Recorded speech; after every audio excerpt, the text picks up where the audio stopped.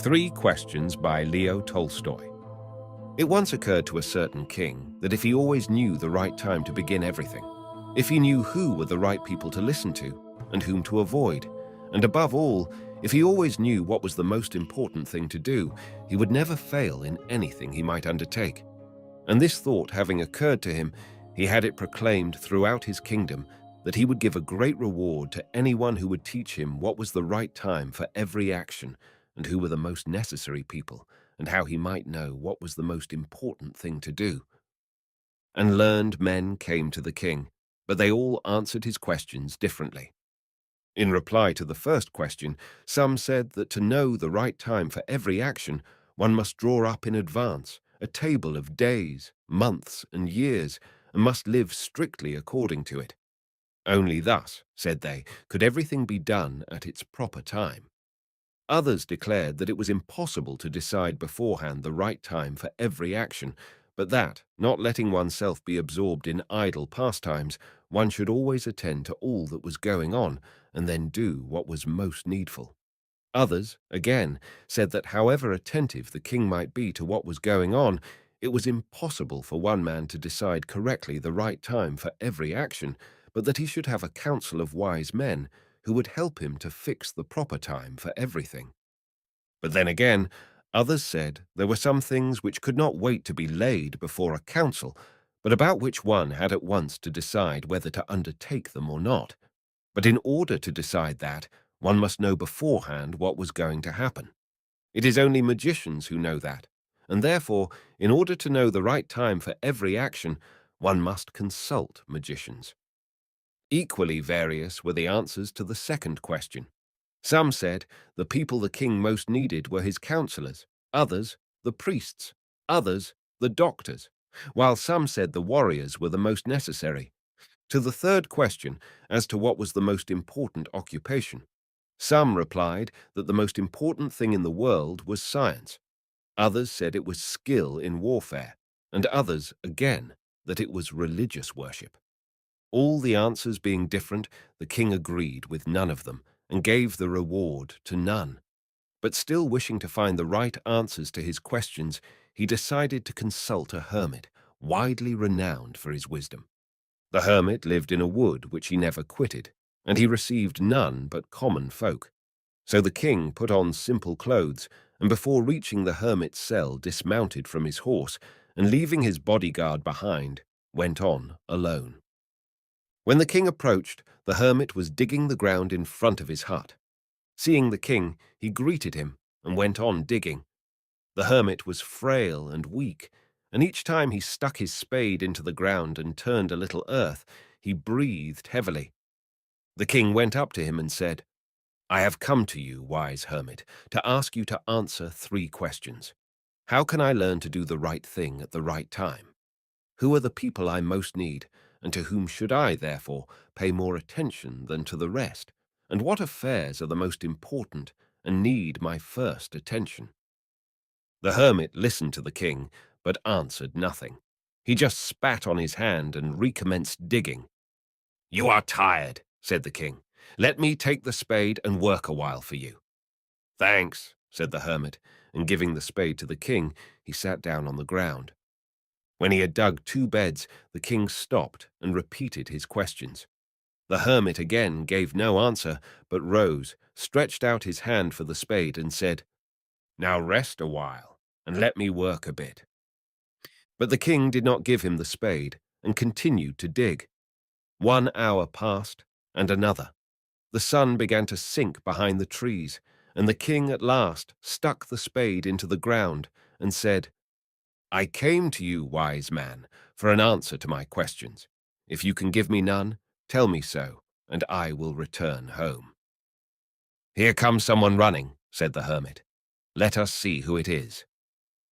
The king turned round and saw a bearded man come running out of the wood. The man held his hands pressed against his stomach, and blood was flowing from under them.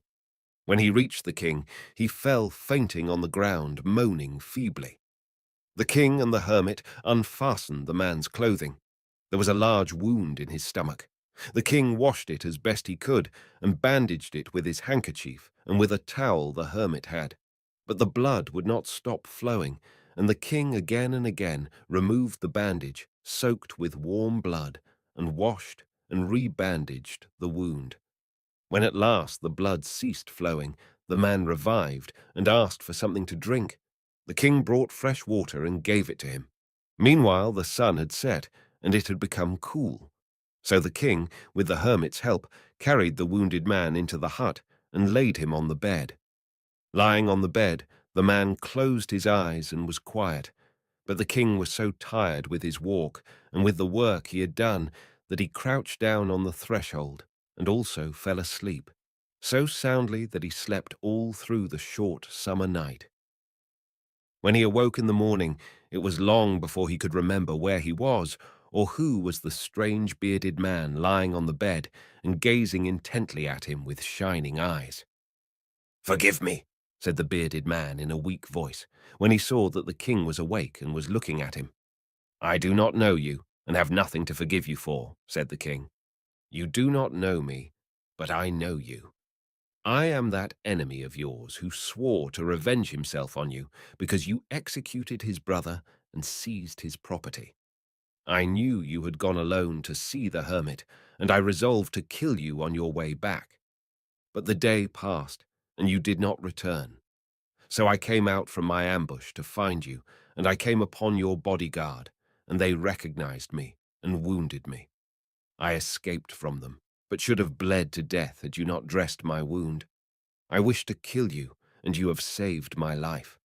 Now, if I live, and if you wish it, I will serve you as your most faithful slave, and will bid my sons do the same. Forgive me." The king was very glad to have made peace with his enemy so easily, and to have gained him for a friend, and he not only forgave him, but said he would send his servants and his own physician to attend him, and promised to restore his property. Having taken leave of the wounded man, the king went out into the porch and looked around for the hermit. Before going away, he wished once more to beg an answer to the questions he had put. The hermit was outside, on his knees, sowing seeds in the beds that had been dug the day before. The king approached him and said, "For the last time, I pray you to answer my questions, wise man." "You have already been answered," said the hermit, still crouching on his thin legs and looking up at the king, who stood before him. "How answered? What do you mean?" asked the king. "Do you not see?" replied the hermit. "If you had not pitied my weakness yesterday, and had not dug those beds for me, but had gone your way, that man would have attacked you, and you would have repented of not having stayed with me. So the most important time was when you were digging the beds, and I was the most important man, and to do me good was your most important business. Afterwards, when that man ran to us, the most important time was when you were attending to him, for if you had not bound up his wounds, he would have died without having made peace with you. So he was the most important man, and what you did for him was your most important business. Remember then, there is only one time that is important. Now. It is the most important time because it is the only time when we have any power.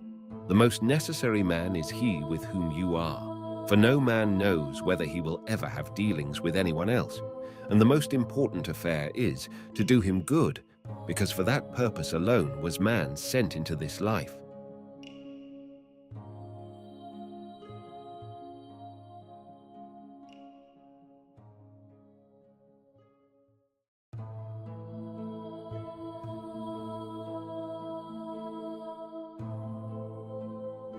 Three Deaths, a short story by Leo Tolstoy.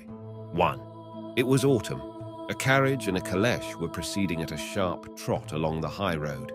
In the carriage sat two women. One of them was the mistress, thin and pale. The other was the maid, smug, florid and buxom. Her short, dry tresses peeped forth from under her faded bonnet. Her pretty hand in her torn glove readjusted them from time to time. Her swelling bosom, covered by a rug, was full of the breath of health. Her quick black eyes glanced at one moment out of the window at the scurrying fields, at another stared boldly at her mistress, or glanced uneasily at the comers of the carriage. Before the very nose of the waiting maid, the bonnet of her mistress, attached to the netting of the carriage, rocked to and fro. On her knees lay a lapdog. Her legs were hunched up, the handbox standing on the floor of the carriage, and the drumming of her feet upon it was just audible amidst the creaking of the carriage springs and the clattering of the window glasses. With her hands on her knees and closed eyes, the mistress rocked softly on the pillows piled up behind her and kept on coughing an internal cough, at the same time slightly wrinkling her brows. On her head was a white nightcap, and a blue handkerchief was fastened round her fresh white neck. The straight parting, continuing beneath the nightcap, divided the reddish, extraordinarily flat, well-preserved hair, and there was something dry and death-like in the whiteness of the skin of this broad parting. The withered, somewhat yellowish skin hung somewhat loosely on the delicate and pretty face, and the cheeks and jaws had a pinkish hue. Her lips were dry and restless. Her travelling cloth dress lay in straight folds over her shrunken bosom. Notwithstanding that her eyes were closed, the face of the mistress expressed weariness, irritation, and suffering. The lackey, perched upon the box seat, was dozing. The post-driver, shouting vigorously, whipped up his sturdy, sweating team of 4, glancing around occasionally at the other post-driver behind him in the calèche, who was bawling out just as lustily. The broad, double traces of the rapidly revolving tires extended evenly along in the chalky mud of the road. The sky was grey and cold. A cold mist enveloped the plain, and the road it was stuffy in the carriage, which smelt of eau de cologne and dust. The sick woman stretched back her head and gradually opened her eyes. Her large eyes were sparkling and of a very pretty dark colour.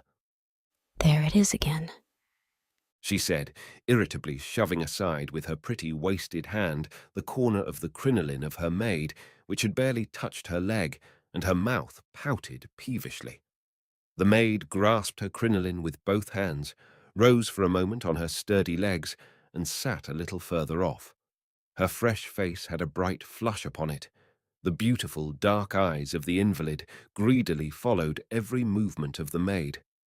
Presently, the mistress rested both arms on the seat of the carriage and also tried to raise herself in order to sit up a little higher, but her strength failed her. Her mouth pouted, and her whole face wore an expression of impotent, angry scorn. "Help me, would you? It is really quite unnecessary. I can do it myself, only don't load me with your, what shall I call them? Your sacks, then. Have a little mercy. Better not touch me at all if you can't do better than that." The mistress closed her eyes. Presently she quickly raised her eyelids again and glanced at her maid. The maid, as she returned her gaze, nibbled at her pretty lower lip. A deep sigh arose from the invalid's breast, but the sigh ended in a cough. She turned aside, puckered her brow, and grasped her bosom with both hands. When the cough ceased, she closed her eyes again and continued to sit motionless. The carriage and the calèche entered a village. The maid drew her plump hand from beneath her jacket and crossed herself. "What is it?" asked her mistress. "A posting station, my lady." "Why did you cross yourself?" I ask. "We passed the church, my lady." The invalid turned to the window and began slowly to cross herself, looking with all her big eyes at the large village church, round which the invalid's carriage was just then passing. The carriage and calèche stopped together at the posting station. Out of the calèche stepped the sick woman's husband and the doctor, who came up to the carriage. "How are you now?" asked the doctor, taking her hand and feeling her pulse. "Are you not a little tired, my friend?" inquired her husband in French. "Don't you want to get out?" The maid, looking after her wraps, squeezed herself into a corner so as to be as much out of the way of the conversation as possible. "Pretty much the same as before, but it doesn't matter," replied the invalid. "I won't get out." The husband, after pausing a short time, went into the post station. The maid, skipping out of the carriage, tripped lightly on the tips of her toes over the mud into the open door. "My feeling bad is no reason why you should not have your breakfast," said the invalid, smiling slightly at the doctor who was standing at the carriage window. "Not one of them mind me. added she, as soon as the doctor had, with noiseless step, quitted her and darted up the steps of the post station like a lynx. They are well, so it is all one to them. Oh my God. I tell you what, Edward Ivanovich, said the husband, encountering the doctor and pressing his arms with a merry smile. I have ordered them to bring us a drink. What do you say to that? Oh, that's all right. Replied the doctor. And what about her? Asked the husband with a sigh, lowering his voice and raising his brows. I say that she cannot go as far as Italy. Please God she may reach Moscow, especially this weather. My God, what's to be done then? And the husband put his hand over his eyes. Here, he added, addressing the man who was bringing the drink. The idea must be given up, answered the doctor, shrugging his shoulders. but tell me what I am to do. Insisted the husband. You know I have done everything to prevent her. I spoke about my means and about the children whom we should have to leave behind, and about my affairs, and she would listen to nothing. She makes her plans for living abroad just as if she were quite well, and to tell her of her real condition, well, you might just as well kill her outright. She's as good as dead already. You ought to know that, Vasily Dmitrievich. A person can't live when he has no lungs, and lungs can't grow again. It is melancholy, miserable. But what's to be done? All that you and I can now do is to take care that the rest of the road is as easy as possible. This is now a case for a priest. Ah, my God, you understand my position. How can I remind her of her last will? Come what may, I cannot tell her that. You know how good she is. Nevertheless, you ought to try and persuade her to stop till the winter season. Said the doctor, shaking his head significantly. And then the roads might be bad. Aksusha! Aksusha! Screamed the daughter of the postmaster, throwing a shawl round her head and dashing down the muddy back staircase. Come and look at Lady Shekinskaya. They say she's going abroad for breast sickness. I have never seen how consumptives look before. Aksusha leaped across the threshold, and the pair of them, taking each other by the hand, ran out to the gate. Slackening their steps, they passed close to the carriage and stared into the open window. The invalid turned her head towards them, but observing their curiosity, frowned and turned away. Little mother! Cried the postmaster's daughter, quickly turning her head round. How wonderfully beautiful she used to be. And what is she now? It is frightful. Did you see her? Did you see her, Aksusha? And how lean! Chimed in Aksusha.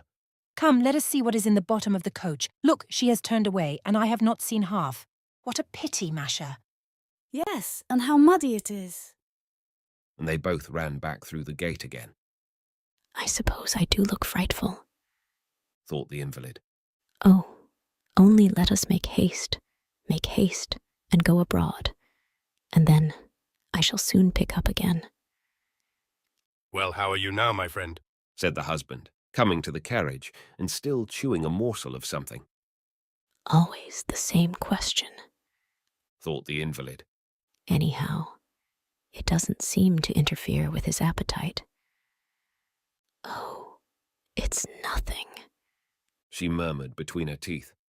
I'll tell you what, my friend. I fear you'll be all the worse for the journey, especially in this weather, and Edward Ivanovich says the same thing. What do you say to turning back home? She was too angry to speak. The weather may be better presently. We could postpone the journey, and you would then be better. We might all go together. Pardon me. If I hadn't listened to you all this time, I might have been in Berlin by now and quite well again. What was to be done, my angel? You know it was quite impossible. But if you would only stop at home for a month, say, you would get ever so much better. I could complete my business, and we might take the children. The children are well, but I am not. But, my friend, just think. What with this weather, suppose you grew worse on the road, while at home at any rate. Home indeed. Why, I should only die at home, replied the sick woman passionately. But the word die plainly frightened her. She grew silent and looked interrogatively at her husband. He cast down his eyes and was silent. The mouth of the invalid suddenly put on a childish pout, and the tears flowed from her eyes. Her husband covered his face with his pocket handkerchief and withdrew from the carriage. No, I will go. Said the invalid, raising her eyes to heaven, and she folded her arms and began to mutter incoherently. Why is it so? Why is it so? My God, She said, and the tears flowed still more violently. She prayed long and fervently, but her bosom remained just as sick and sore. In the sky, in the fields, on the road, everything remained just as grey and dull, and that autumn mist, neither denser nor thinner, lay just as before over the mud of the road, and over the roofs of the cottages, and over the carriages and the sheepskins of the post-drivers, who, conversing together with strong and merry voices, were oiling the wheels of the vehicles and putting fresh horses to.